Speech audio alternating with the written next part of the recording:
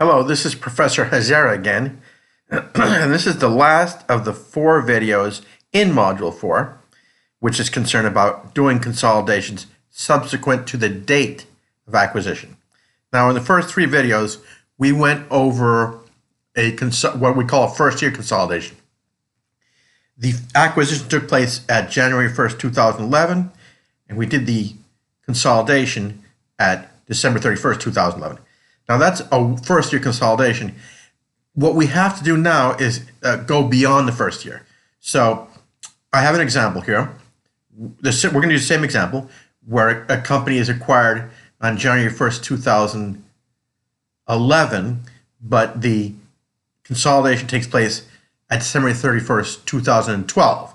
So we're doing actually a consolidation 2 years after the acquisition. And the same logic that holds here, once you learn the logic for a second-year consolidation, the same logic will hold for a 3rd, 4th, 5-year. You do consolidation 5 years out. Okay, but anyway, let's go ahead and just get directly started with this.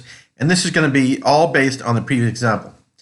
So you may remember that in the previous example, going over this quickly, was this. You have one company acquired, POS Corporation acquired 100% interest in Cell Corporation's common stock on January 1st, 2011 for $262,500 cash. Then it says the time of the acquisition, Cell's equity consisted of 150,000 common stock and $50,000 retained earnings. Now, during 2011, Cell, that should be 1L by the way, earned net income of $40,000, paid dividends of $20,000. Okay, the difference between the fair value of Cell, so these were the revaluations of 3 assets. One is inventory was undervalued by $12,500. By the way, when they say undervalued, that means that the fair value is greater than the book value. That's just the way these textbooks determine it. So all these, we're going to subtract all these in the goodwill calculation. So inventory was undervalued by $12,500. Inventory is written off over 1 year because it's a current asset. Cell's equipment, which has a 5-year life, is undervalued by $25,000. And unrecorded patents, it turned out, were undervalued by $25,000 also, just because that's the way the calculation turned out. So here's the distribution. Valuation differential, you had 262.5 minus $200,000 common stock of $150 and retainers of $50. Book value of net assets. Valuation differential is 2.5, split 12.5 to inventory, 25 and 25 to equipment. Now, the reason I'm going over this is because in our new example here, the exact same words. The exact same words. And everything's the same. The only difference is there's 2 small differences. I don't know if you're seeing this, my pointer, but it says that during 2011 and 2012, the subsidiary earned net income of $40 and paid dividends of $20. I've had to make certain assumptions here, and basically I'm assuming that the subsidiary has made same net income every year, paid the same dividends every year. It's a simplifying assumption. The other difference is it says prepare working papers, the very last sentence, prepare working papers for December 31st, 2012.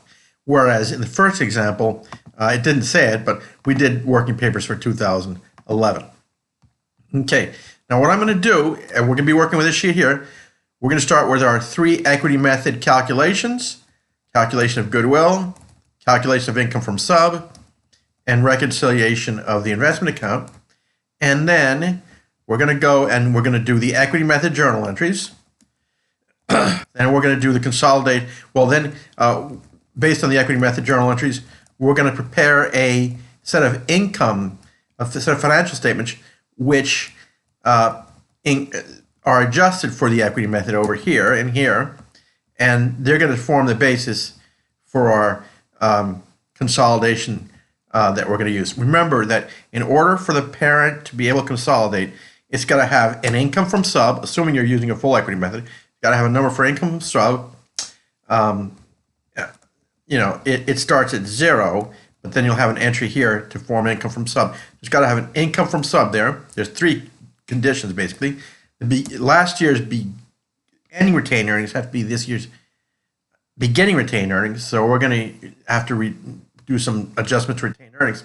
And finally, the investment that you come up with over here has to be the ending investment balance for this year. So you got some things to do here, okay? And the first thing I'm going to do is, before I do the calculations and the equity method consolidation entries, this is a template, so it's going to fill in everything automatically once I do the entries. We need a balance sheet to start here, and this will be, let's see if I've labeled this. We need financial statements, and I've labeled this column financial statements before. That means before the equity method. Once we make the equity method adjustments, it'll be after the equity method. As I said, these are passes 2012 year-end financial statements before, that's this column, and after the equity method. Here's this column. And we're just going to take this column, make 2 equity method entries, and we'll be ready to do our consolidation. Okay, so let's go ahead, and first I'm going to put in these financial statements, then I'll go up top, do the analysis and the equity method entries on the parents' books and the worksheet entries for the consolidation. Okay, so where do we start? I'm going to go over here, and I'm going to make an assumption in this problem. Example I do, it's unrealistic, but it makes this problem doable, is I'm going to assume that the parent that pauses financial statements are basically the same for both years. Okay, so I'm just going to assume that, I'm just going to do this. I'm going to go ahead and copy these numbers, and I'm going to make the assumption that pauses financial statements are both the same for both 2011 and 2012. Okay, and what I'm going to do is I'm going to do a paste special, and I'm going to do values, because I'm going to have to make some adjustments for to get these statements ready to use the equity method with. Okay, and it looks like they came in fine over there.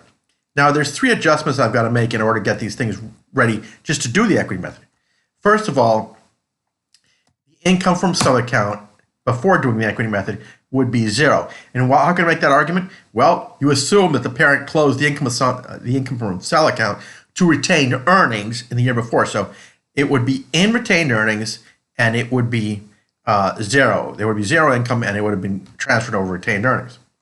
Now, the next thing is we have an issue with this beginning retained earnings. The beginning retained earnings for 1 year have to be last year's ending retained earnings.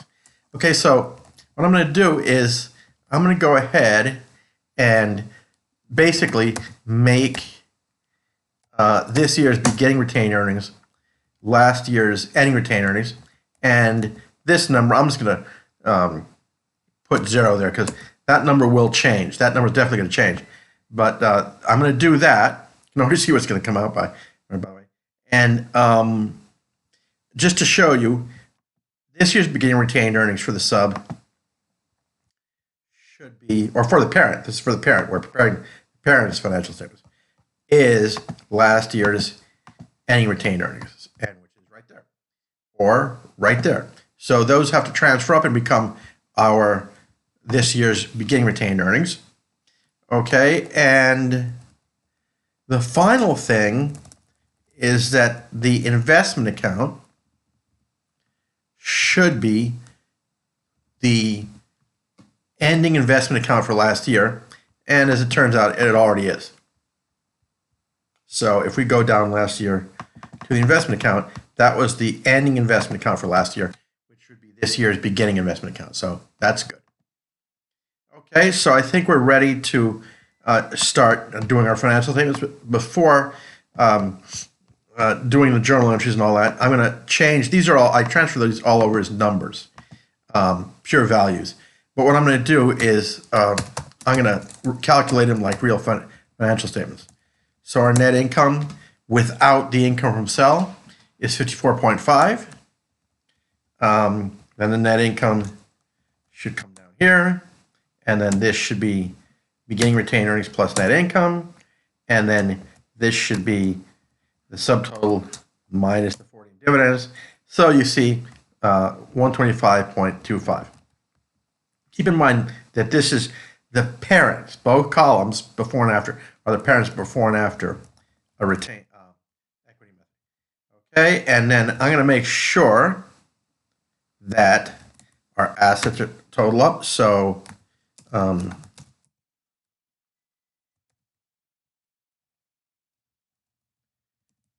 assets total to 653.5. And let's make sure, see what our liabilities point out to. No, is equal to sum. That amount right there. But here's an issue, and I sort of waited on purpose to do this. The ending retained earnings from a statement of retained earnings should go down your balance sheet. So we have a difference here. 668 or 653.5 versus 668. Now I'm just going to take the difference between the two, and there's the difference right there. I at 668 minus 653.5. The $14.5 difference. Now the adjustments I make are absolutely necessary. Now I'm going to get into some fancy bookkeeping here, and I'm just going to I can plug any asset, but we need 14.5 on the asset side to get us to balance. So what we're going to do, I'm just going to add it to accounts receivable. I mean, you don't know anything could happen, you know. So let's just put this 14.5 in accounts receivable. So I'll just throw the difference of 14.5 in accounts receivable. So accounts receivable will now be 28 plus 14.5. That should get us to balance. Let's see. We balance now. Our balancing total is 668. Okay, and I have some confidence that my template is working because the same financial statements seem to appear over here. Okay, now let's start the calculations, and then we'll do the entries, and then it should work itself out. But I'll show you where they come from. Okay, so our goodwill is exactly the same as the other year. The only difference is in the write-off amounts. We don't have to write off inventory because it was written off in 2011. Put it in 2011, wrote off 2011, so that amount is 0. Equipment, it was 25 divided by 5 years. There should be 20 left at the beginning of this year because we wrote up by 25 and took out 5 for last year. So at the beginning of this year, ultimately it should be 20. And ultimately, unrecorded patents should be 23.75 this year because we put in 25,000. It's over 20 years. That number divided by 25 divided by 20 years, means we're writing off at 1.25. So if we wrote 1 year off, it's 20 years. At the beginning of this year, we should have 19 years of unamortized patents times 1.25 because we're writing off 1.25 each year. Okay, let's go ahead and start the income calculation. Now we know that the income from just look up a text was 40. Our percentage was we own 100% of the company. So if we take 40 times 100%, we get 40. Now we do our write-off amounts. Write-off amount for inventory is 0. For equipment, the write-off amount is -5. And for the unrecorded patent, the write-off amount is 1.25. Okay, so our total income from sub is 33.75. That number is correct from memory. Now we're going to reconcile the investment account. And I've got the calculations for the 3 items, revalued items over here. Now we're going to do the same thing as last time. And this is one reason why I like doing this. What you've got to do is you've got to come to do an analysis where every amount above the line is the beginning of the current year. If we were 5 years from now, we're doing a 5th year consolidation, we'd be looking at 1/1/2016. So, and then we're going to add the net income for the year, take out the dividends, come to our ending balance. Okay, so we got to make sure that everything above this line is the correct amount. So common stock, I'm just going to go up here and put in this 150. I'm doing that because we assume throughout this course the common stock doesn't change. Nothing is issued, no treasury stock is purchased. I want to make that clear right now. Now we need the retained earnings for the subs retained earnings at 1/1/12. The easiest place to get a lot of things, you're going to find out, are these subs financial statements. These are this column here, subs financial statements. So there's your beginning retained earnings, statement of retained earnings. Your beginning retained earnings are 70. Okay, now these should be fairly easy. Inventory, I'm just going to put in the amount we wrote it up by go look at the last year's goodwill calculation, and the amount we took out, took out for 2011, which was 12.5. Everything was taken out because it's current asset. It was all sold last year. So if I get myself straight here, that's 0. And I give you the description out here. Amount of write-up at 12.5 minus amount amortized 2011, 12.5. Now what I've given you here is for equipment, we put in 25, and then this is going to be this year's amortization, but it's straight line. So we're taking out each year 5. Okay, so we should end up with a negative number. So I'll add it. We have 20 left, and that says at the beginning of the second year, we've got 4 years left of equipment of $5 each year. And then for this amount, for the patents, we also wrote them up by 25. We had 2011 amortization of 1.25. We're lucky this is straight line, so we don't have to worry about anything else. So again, I got a negative number, so I got to add it. Okay, so this gives you the 23.75. That means at the beginning of the second year, we've got 19 years times 1.25 each year. Okay, so we're going to sum these amounts here. 263.75. That should be our beginning investment balance, and it looks like it is our beginning investment balance right there, 263.75. Now we're just going to add in. We're going to add in the net income, take out the dividends. Now, where do you get dividends from? Easiest place to get them are from the sub's own financial statements. So we go down here, and our dividends are 20, and negative 20. And so we have 263.75 plus the 33.75. And we'll add the negative, which is negative. Our ending balance is 277.5, which is correct, by the way. I think I can check it. I can't check it yet because I haven't done my entries, but it will be that amount when I've finished all the adjustments.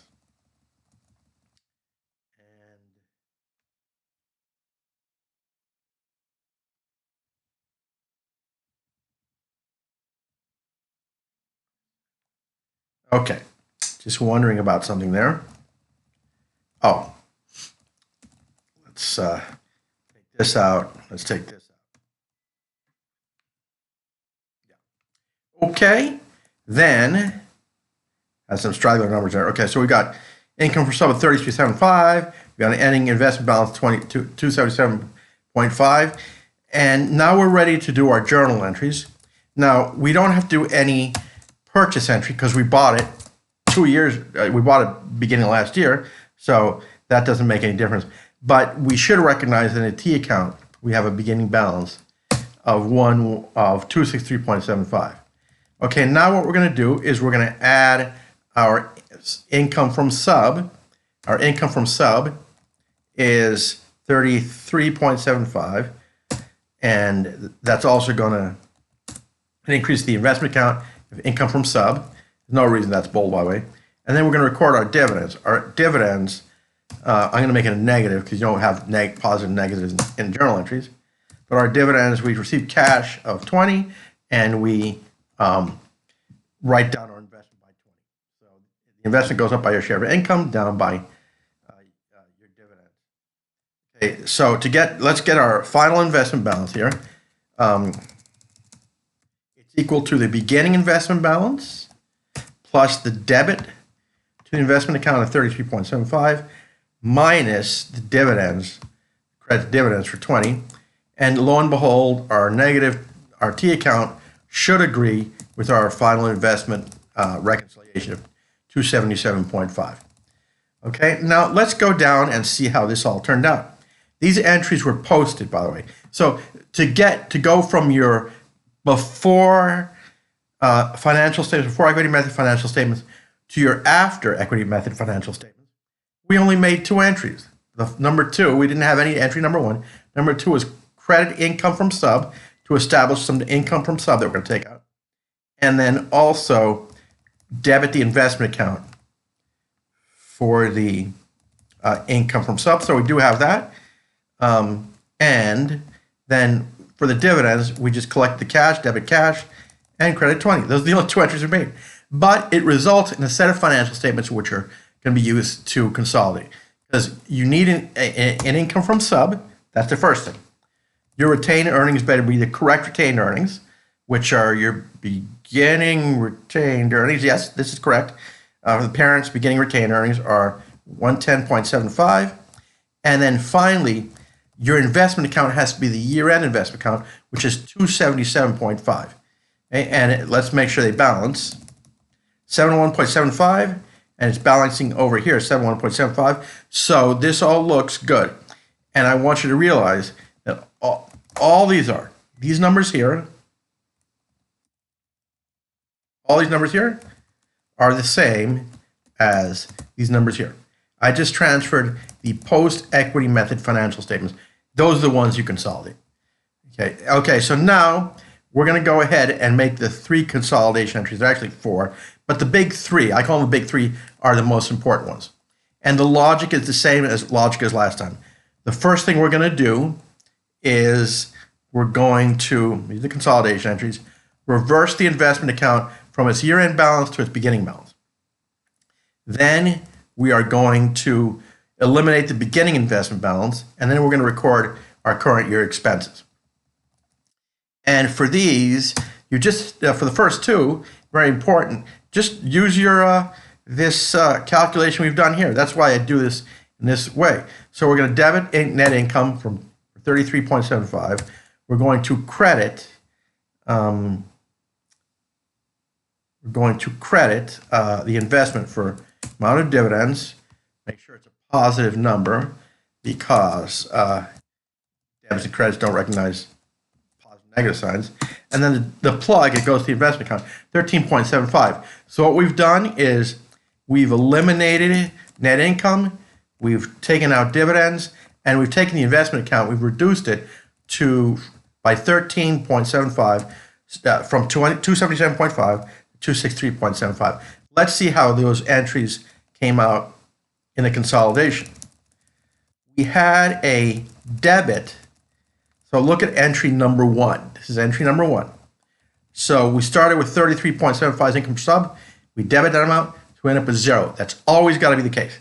Okay, the next thing is we credited dividends, and this is really, really important. Credit to dividends goes in your statement of retained earnings. So all you've got in your statement of retained earnings, your dividends should be equal to the parent's dividends right there. And then finally, the difference is a credit, which you started with 27.5 credit, then you end up with this, with the beginning balance. So now in the next entry, we're going to make that beginning balance 0. That will be entry number 2. Okay. Let's do entry number 2. And entry number 2, all we're going to do is go back to the reconciliation of the investment account and take our beginning of year numbers for each of these 5 items. So 70 for retained earnings. It'll be inventory of 0. You don't need to put 0 in there, but I'm just getting you used to the ideas here. Okay, and then equipment, misspelled, is 20. And then finally, patents are 23.75. Okay, so those are all the numbers in my beginning investment balance. And so what I'm going to do is just sum them up. They should total up to 263.75. There it is, 263.75. So what we've done is we've eliminated 2 equity accounts. We've written up, well, inventory's gone. We've written up 2 the equipment and patent accounts to their correct January 1, 2012 balances. And then finally, we took out the beginning balance, the investment account. So let's see where those entries go. Okay, so it's entry number 2. So in entry number 2, First thing is a debit to common stock. There's entry number 2, debit to common stock. So you end up with only the parent's common stock. Next is a debit to retained earnings, to beginning retained earnings, because all the items above the line are as of the beginning of the year. So we have our debit in entry number 2 to retained earnings. It's beginning retained earnings. Don't put it down as the end retained earnings. Always make this entry for beginning retained earnings. So we eliminated those 2 equity items, and then the other debits are also write-up items. Now the inventory, we don't even care about it. It was written off all last year. But we wrote up buildings, equipment by 20. That's the correct, that's 4 years left at the beginning of this year at $5 per year. And then patent, we wrote it up to its correct beginning of year balance, which is, if you take 19 years, because we have 19 years left from the beginning of the second year, times 1.25, I guarantee you'll get 23.75. Okay. So, and finally, our investment account is now 0. If you look at my equation here, I don't know why I put an extra line in here. But anyway, so I'm taking 277.5 and subtracting out 13.75 and 263.75. So your investment account is now 0. So both your equity items, income from sub and investment, are now 0. Just 2 more entries to make, and I'll do them kind of together. So you see that I have written equipment and patent up to the beginning of year items. Now I've got to update them for the current year to write them down for the current year's consumption or expensing. So we'll start off saying that inventory will be 0 and 0. So I'll post it 0 and 0, who cares? Okay, equipment is written down by 5 each year. So you can go up here, any one of these calculations. You can do the income calculation. It's always the same number. These were written off by 5 each year, and this is written off. You have to change the signs. Once again, debits and credits don't recognize plus and minus signs. We're going to write off the unrecorded patent for 1.25, and those are both depreciation expense, amortization and depreciation. 5 plus 1.25, we have depreciation of 6.25, which is right the current 2012 depreciation and amortization expense for these 2 items, and we reduce the assets by that amount. Next, we know that from the problem text, we have this 4 and 4, and I don't care about the 4 and 4, but let's look at the impact of this expensing entry here. First of all, we should have a correct set of financial statements here. First of all, we have recorded depreciation amortization expense 6.25. That's correct because it's 5 for the equipment, 1.25 for the patents. That's correct. Now the other thing we did was we wrote each one of these things down. We wrote equipment down by 5. So buried in that equipment account now is 3 years left at $15 each year. That's correct. And then the patent, notice that we've got 22.5 left. So we started out with the beginning correct 1/112 balance. We took out 1.25 for 2012. And so we've got 18 years left at 1.25. I guarantee you take 18 times 1.25, that gives you that. Now let's just check out 2 or 3 more items of consolidation and we're done. This looks correct, by the way. So remember what I said, the income statement should always be exactly like, or the income, excuse me, I do get it. The income should be the parent's income. And that turns out to be correct, so we're fine there. And then the statement of retained earnings is always, the whole statement is always like the parent's retained earnings statement, and that is correct also. That's good. Our investment balance, our income from sub balance is 0, and our investment account is 0, and we balance. Total assets 777.75, and total liabilities and shareholders' equity is 770.75. This is kind of quick, but it should. I'll give you the template probably. I'll probably have you do this problem as an assignment. Just going through it, seeing this video and going through it. So we'll be moving along slowly in class. So if you understand this stuff, if you understand one step, the next step is fairly easy. Okay, so anyway, that's where my video is finished, and I will now post this video up on YouTube and as I get to class.